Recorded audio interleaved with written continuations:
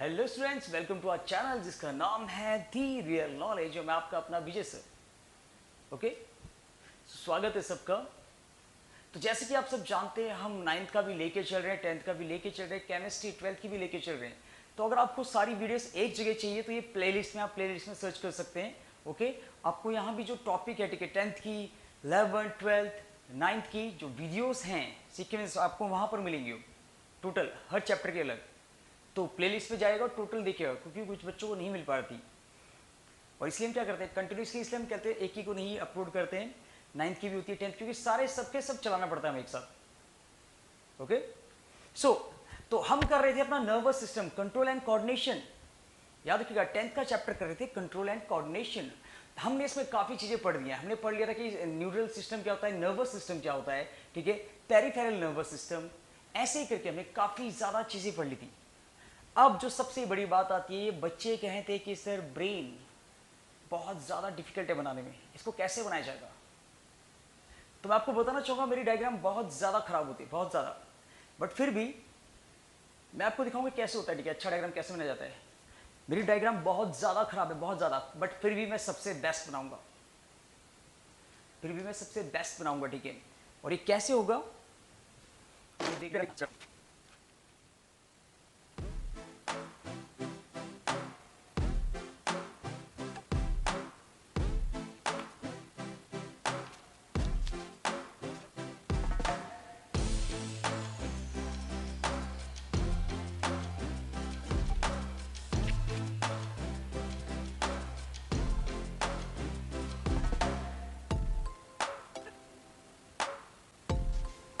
काफ़ी डिफिकल्ट है, ठीक है, बट बार बार ख्याल में छोड़ दूँ, बार बार ये आ रहा है ख्याल में, पर कोई बात नहीं, मुझे पूरा करना है, बस गलत सही से फर्क नहीं पड़ता, मुझे पूरा करना है, एक बार अपना 100% दी।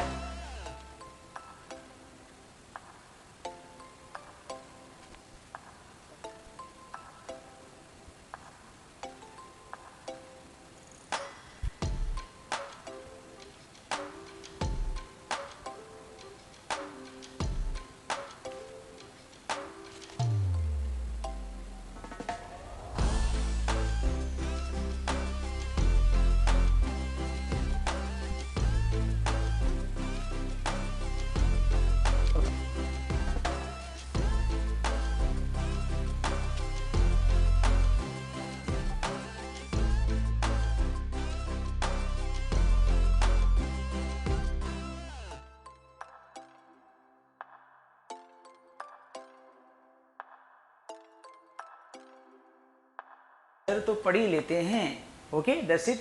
वरना फायदा क्या इस बनाने का, भाई यूज भी तो करना ही है, ये थोड़ी कि मेरे को पेंटर बनना है। ओके, तो अब एक्सप्लेन करते हैं। ये है ब्रेन और ये हमारी बॉडी का सबसे ज्यादा सेंसिटिव पार्ट है।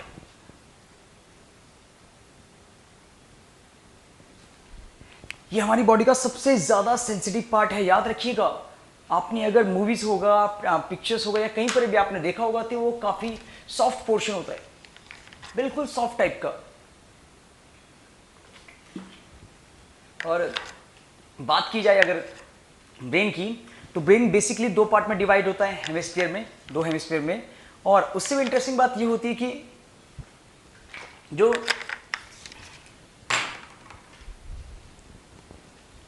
जो आपका राइट साइड का रखेगा, जो राइट साइड का आपका पोर्शन होता है हेमिस्फीयर, ब्रेन का दो पार्ट होते हैं सिर्फ, ऐसे लगता है, ठीक है, right hemisphere and left hemisphere. Right hemisphere आपकी बॉडी का कंट्रोल करता है लेफ्ट पोर्शन, मींस ये इधर की साइड वाला ब्रेन आपका पोर्शन, लेफ्ट पोर्शन को कंट्रोल करता है, और इधर साइड वाले राइट पोर्शन में, ठीक है। अगर कभी भी इस साइड जैसे चोट लगती है, अगर आपको इस साइड लगती है चोट, इस साइड लेफ्ट साइड, तो आपका राइट वाला साइड जो होता है वो पैरालाइज होता है। और जैसे कि मैंने बताया था कि पैरालाइज मतलब ही क्या होता है, पैरालाइज मतलब होता है न्यूरॉन्स का मैसेज वहां तक नहीं पहुंचा पाना।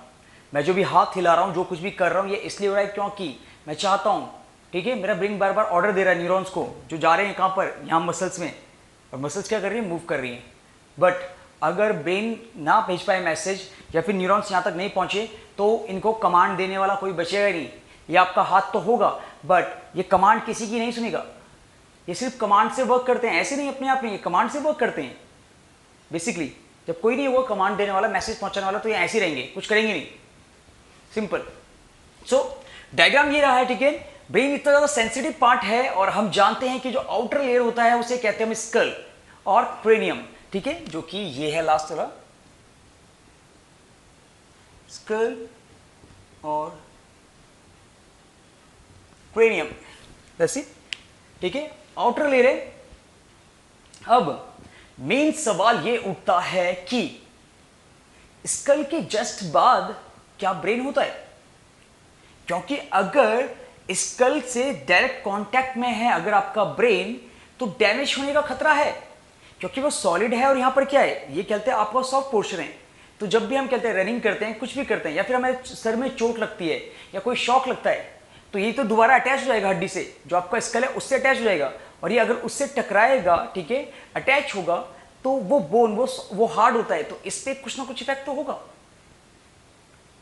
और ऐसा तो हो नहीं सकता कि ब्रेन, मतलब हम क्या है ना, हम एक ही जगह रह सके, हम चलते फिरते रहते हैं, कुछ ना कुछ करते रहते हैं, बट अगर ऐसा होगा तो फिर तो खत्म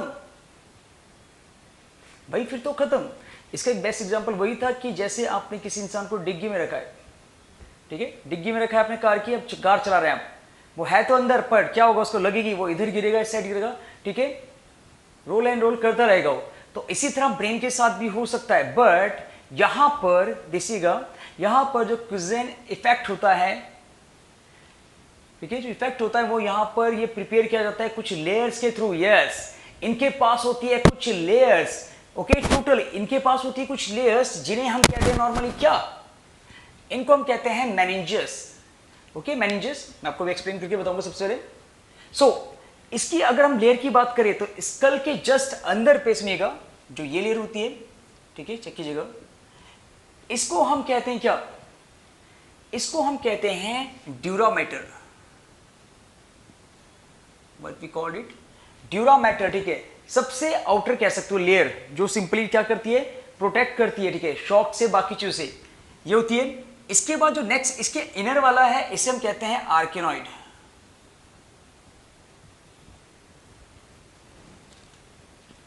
ठीक है, आर्केनॉइड।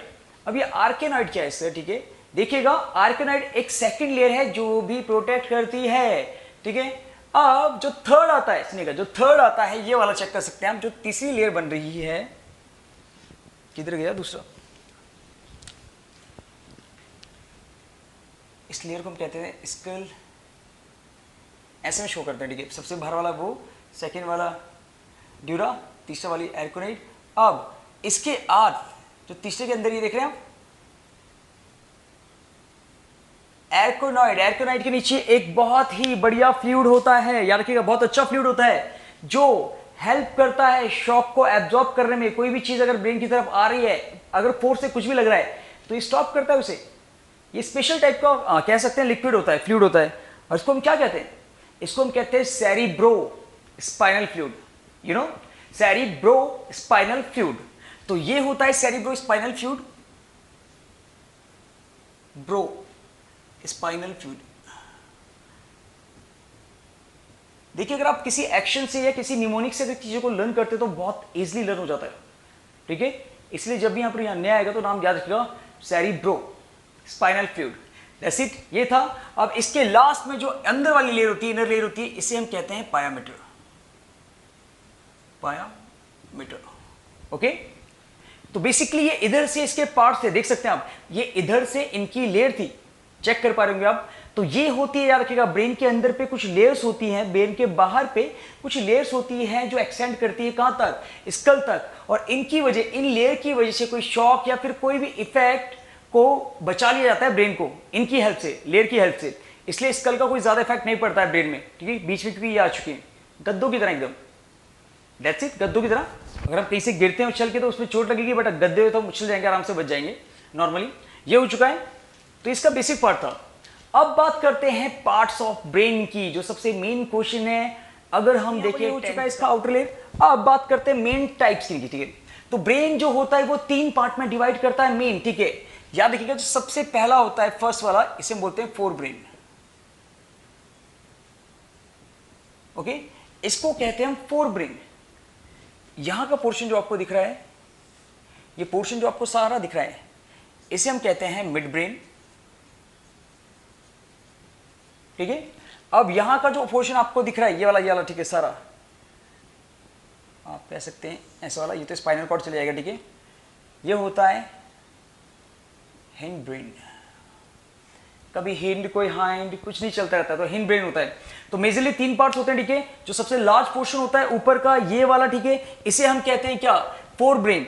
इसके बाद जो मिडिल पार्ट होता है, ये वाला देखिएगा, मिडिल पार्ट ये वाला जो चल रहा है यहां से, ये होता है हमारा मिड ब्रेन। और यहां पर जो एरिया पीछे का, छोटी गुद्दी से बोलते हैं, ठीक है आप, ओके, उसे हम कहते हैं क्या, वो होता है अपना हिंड ब्रेन, ठीक है।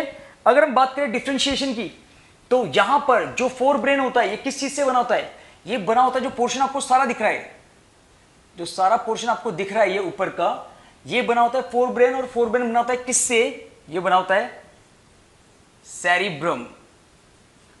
याद कीजिएगा अभी क्या करता है सेरिब्रम। अरे भाई एक वीडियो देख रहे हो तो लिखते हुए करिए, इसे पेन पेंसिल रखिए अपनी। अगर आप सिंपल वीडियो देख रहे हैं और इसे लिख नहीं रहे हैं तो वो बेवकूफ बनना है, इससे अच्छा तो नहीं देखिए, इससे देखना बेकार है। ओके, तो लिखिएगा। तो यहां पर जो पूरा एरिया है, इसको हम कहते हैं, पूरा टोटल जो आपको दिख रहा है अंदर पे जो भी स्ट्रक्चर दिख रहा है, इसे हम कहते हैं सेरिब्रम। फिर आता है mid brain. Mid brain portion ये वाला रहता है यहां पर, ठीक है। यहां का पोर्शन होता है मिड ब्रेन वाला, जो आपको दिख रहा होगा यहां पर, ये पोर्शन पूरा। यहां पर ग्लैंड्स होते हैं, जैसे कह सकते हैं pituitary gland and hypothalamus gland, और थैलेमस ग्लैंड भी होता है यहां पर, जो असली में कंट्रोल करते हैं सारी ग्लैंड्स को, और इसी तो हम कहते हैं मास्टर ग्लैंड। ओके, सो ये हो चुका है। इसके बाद आता है आपका हिंड ब्रेन। तो हिंड ब्रेन को भी हम डिस्ट्रीब्यूट कर देते हैं 3 पार्ट्स में, जो कि काफी ज्यादा इंटरेस्टिंग होते हैं। ओके, जो काफी ज्यादा होते हैं इंटरेस्टिंग। तो सबसे पहले अगर हम बात करें इसकी, जो पोर्शन दिख रहा है आपको ग्रीन में, इसको हम कहते हैं सेरिब्लम, ठीक है, सेरिब्लम कहते हैं इसे, ठीक है। इसके बाद जो आता है आपका नेक्स्ट पॉइंट, ठीक है, यहां से ये रहा जो आपका, इसे हम कहते हैं मेडुला ऑब्लंगेटा, मेडुला ऑब्लंगेटा, ठीक है, मेडुला ऑब्लंगेटा, ठीक है। और लास्ट का जो पोर्शन होता है आपका ये वाला यहां पर, इसे हम कहते हैं पॉन्स। ओके, इसे हम कहते हैं पॉन्स। तो ये तीनों मिलके बनाते हैं क्या, ये तीनों मिलके बनाते हैं हिंड ब्रेन। दैट्स राइट, ये तीनों मिलके क्या बनाते हैं, ये बनाते हैं हिंड ब्रेन। तो ये था हमारा बेसिकली ब्रेन का टाइप्स और पार्ट्स। अब हम देख लेते हैं one by one important function fore brain, mid brain and hind brain या फिर हिंड ब्रेन का। ओके, मैंने बना दिया था, इसको मैं दोबारा बनाऊंगा, साफ सी बात है, मुझे और बेटर चाहिए।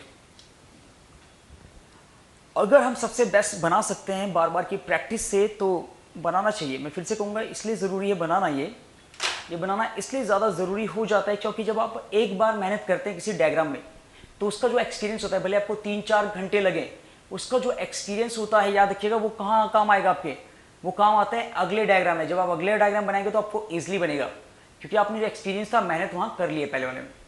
तो मैं फिर कहूँगा, घबराइएगा मत, सब्र रखिएगा, हर चीज़ हो जाती है, धीरे धीरे करने से हो जाती है, इंप्रूव करने से। बट पहली चीज़ है कि घबराइएगा मत, पैनिक मत हो जाएगा। कोई चीज़ अगर आपको नहीं आती है तो साफ सी बातों से सीखा जा सकता है। दैट्स इट, ये बहुत छोटी चीज़ है, सोच के देखा जाए तो हम इसे बहुत कॉम्प्लिकेटेड बनाते, तो इतना मत लीजिए टेंशन, इतना बर्डन मत लीजिए बच्चों। भाई जिंदगी जीने के लिए आ रखो तुम, क्या बोझ थोड़ी कोई पढ़ाई है। ये एक जादू की तरह है, मैं फिर कहूँगा, ये एक जादू, एक मैजिक की तरह होता है ये। इसको फील कीजिए, इसको सिर पे भार मत बनाइए।